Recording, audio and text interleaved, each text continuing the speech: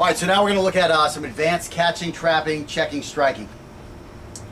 Now that we're more familiar with catching, trapping, checking, and striking, let's look for ways to improve our techniques. While wrapping our palm and fingers around a wrist and grasping it tightly can give us a nice sense of comfort, especially when that wrist is connected to a hand that holds a weapon, that much effort is not necessarily in most instances, and is usually not maintainable in the other instances. In actuality, the only comfort afforded by a nice catch is a false sense of comfort because it can lull us into a false sense of security. Remember, the goal is not to control the threat's weapon and then hope the attack will stop. The goal is to end the threat by destroying his ability to continue to attack us. So again, he's got the knife. I grab his hand. The fight ain't over. It's over when you're looking at a karate technique on YouTube. It's over if you're in your karate school. It's, oh, you got the catch. Okay, now you just move his wrist and you take the knife away. No, in reality, you grab this guy's wrist, he's going to try to jerk it away from you. He's going to be instantaneously jerking it away. It's a natural reaction when you're in a fight. Somebody grabs you, you jerk the hand away. You headbutt him while you jerk the hand away. You bite him. You kick him in the balls, whatever. You're not going to just stand there and stop because he grabbed your wrist. And if that's where your technique ends, because you got a hold of his hand here, and now you kick him and you punch him and you throw him on the ground and then you disarm him, that's fantasy land. That's fantasy land. This is a dude who is actually bringing the fight to you, okay? He's not the guy who runs when you make a little move at him. This is a guy you've made a move at him and now he brings the fight to you. You're trying to get your job done and somewhere along the line you happen to grab his hand. Now if that's all you focus on is these X blocks and whoop coming up and grabbing his hand, it's just fantasy. And that's the one thing you'll notice in those techniques where they do that. As soon as this guy gets his hand grabbed, he stops fighting. That's not reality. He's going to start jerking and twisting and pulling and trying to put that blade on your wrist somewhere, right where your nice little radial artery is going to be exposed. So you can't do that. That's not reality. Once you get a hold of that wrist, as I'm always telling Scott, now he's getting the hang of, you got to keep that other hand moving. While this hand's doing one thing, this hand has to be continuing going. You stab him in the neck 3 times, or you slash his throat, and you know you just stabbed him in the neck because there's going to be a lot of blood. And when you see that lot of blood, now you check off this guy, and you just use your footwork to avoid him, continue the zone defenses, hacking his hand apart as he comes at you, and he's going to bleed out in front of you. He's going to fall down in front of you. Now you go get in your car, you drive down the street, you get on the phone, you call 911. But I digress. Okay, so in general, catching is harder than trapping, and trapping is harder than checking. Hopefully you remember what catching is. Catching is when we actually grab it. Trapping is when we just impede its movement. Again, it's harder to grab and get your hand on it than it is just to kind of push it away with your hand. And again, it's harder to try to stop something specific than it is just to push something off. Again, a shoulder, the hips with your foot, you know, the back with your hand. Those are much bigger areas, slower moving areas that you can just push off. So again, checking is going to be easier than trapping. Trapping is harder than checking. And again, striking can be highly effective, but it leaves us vulnerable during the attack. So now we have to throw something out here unguarded, okay? Also, while it's out there, now stuff up here is unguarded. Let's see, when we are in a knife fight, one should not be favored over another. Their use is either effective or not, depending on the specific circumstances. If we have Bruce Lee speed and we can catch our adversary's knife hand at will, good for us. However, the day we run into the guy that is quicker than us and we miss our catch, I hope we have worked enough with traps and checks to be able to employ one effectively to shield us from the blade that the threat is now redeploying towards us. Whatever we can get to work for us effectively is what we should use. But we should continue to practice all the concepts in case we are in a situation where we have to use one. Again, a catch is more surgical, and to be effective must be done with the hand wrapping somewhere near the wrist or grabbing clothing or even hair. The trick is being quick enough and anticipating the threat's movement and then hanging on while avoiding the blade. So again, I have to find out where this thing is going. I have to be able to contain it. And again, the guy's got long hair. It's going to be a whole lot easier to grab a hold of that. That head's not going to be moving as much. If he's got a jacket on, it's going to be a whole lot easier to grab that jacket and just push that down this way. and you'll be able to grab that more easily on a slower moving part of the arm, a part that's not moving as much. So it's going to be much easier to grab that than it is to grab that hand. Of course, I could have grabbed it at any time. I'm just showing. Okay, so anyways, now the trap can be done with any part of our arm. It doesn't have to be the hand. It could be up here.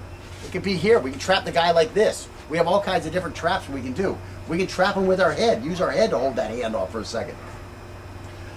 So anyway, it can be done on any part of the threat's arm. And that forearm area just below the elbow will be moving slower than the hand. And again, this area is almost just as good, except for it still adds, he still has this mobility here. Once I get it up here, he loses a lot of that mobility. Let's see. Rather than grabbing with our hand, we can now form a hook. So we can hook it this way. We can hook it that way.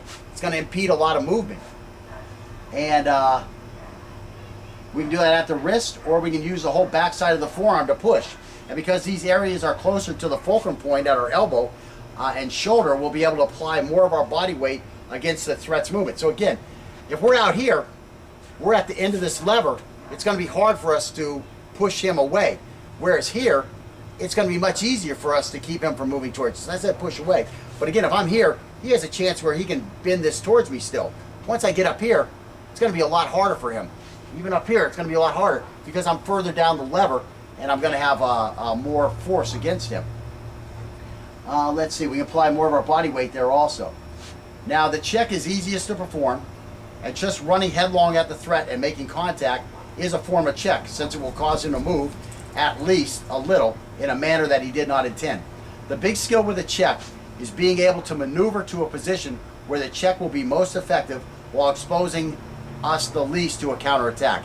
Now, a lot of these drills we're doing out here, we're purposefully providing a gap, okay? Again, gaps can be good, gaps can be bad. It all depends on what we want. Again, the last drill we were doing, we were just trying to see how this guy reacted to us. As we get better and better at controlling his hands and that type of stuff, and coning, coming in and taking the fight to him before he even gets a chance to move, then it's going to be more effective than leaving a gap for him. But again, we're working drills, we're leaving a gap for him on purpose. Again, if you just come barreling into him and you get behind his knife shoulder, his knife is basically out of the fight. I'm sure you've been seeing that from this stuff when we move to the flank.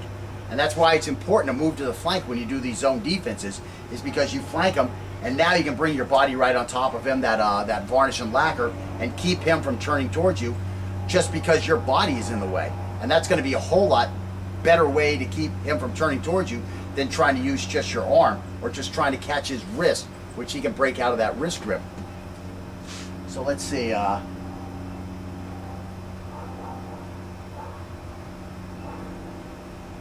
again, the big skill with a check is being able to maneuver to a position where the check will be most effective while exposing us the least to a counterattack. And again, that's flanking and taking the back.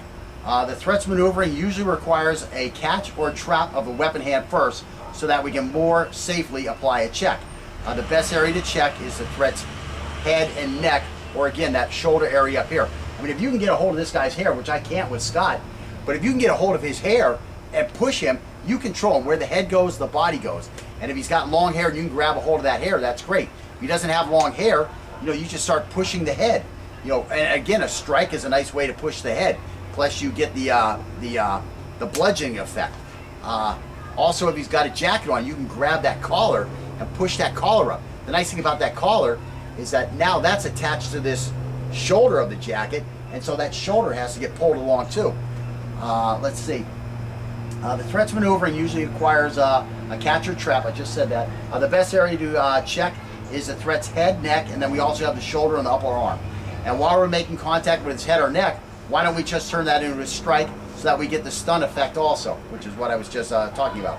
Driving the threat's head, neck, shoulder, or upper arm allows us momentarily control over his direction, and at this point allows us to wrap up this discussion on advanced catching, trapping, checking, and striking. So I kind of, it was written down here real nice, and I'm yapping so much I kind of ran over the top of the end of this discussion.